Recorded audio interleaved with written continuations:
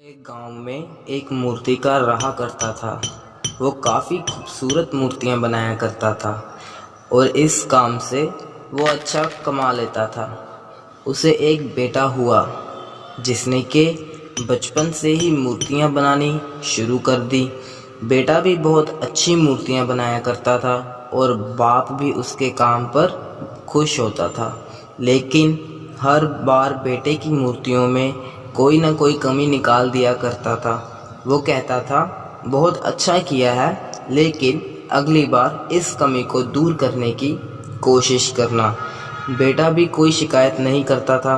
वो अपने बाप की बात पर अमल करते हुए अपनी मूर्तियों को और बेहतर करता रहा। इस लगातार सुधार की वजह से बेटे की मूर्तियां बाप से भी अच्छी बनने लगी।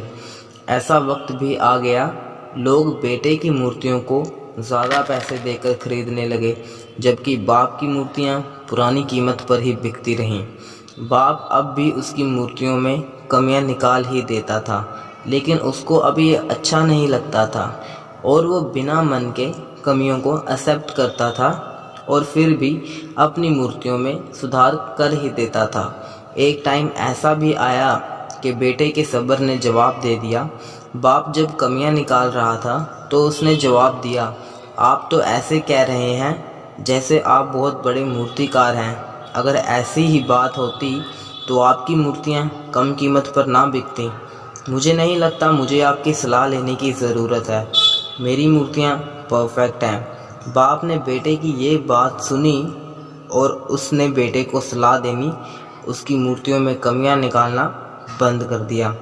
कुछ महीने तो वो लड़का खुश रहा, लेकिन फिर उसने नोटिस किया कि लोग अब उसकी मूर्तियों की उतनी तारीफ़ नहीं करते जितनी पहले किया करते थे और उसकी मूर्तियों के दाम भी बढ़ना बंद हो गए। शुरू में तो बेटे को कुछ समझ नहीं आया, लेकिन फिर वो अपने बाप के पास गया और उसे ये समस्या के बारे में बताया। अपने बेटे को बहुत शांति से सुना, जैसे कि उसे पहले से पता था कि एक दिन ऐसा भी आएगा। बेटे ने भी इस बात को नोटिस किया और उसने पूछा कि आप जानते थे कि ऐसा होने वाला है?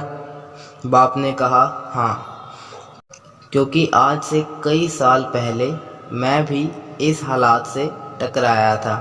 बेटे ने सवाल किया, तो आपने मुझे समझाया क्यों नहीं? बाप ने जवाब दिया, क्योंकि तुम समझना नहीं चाहते थे।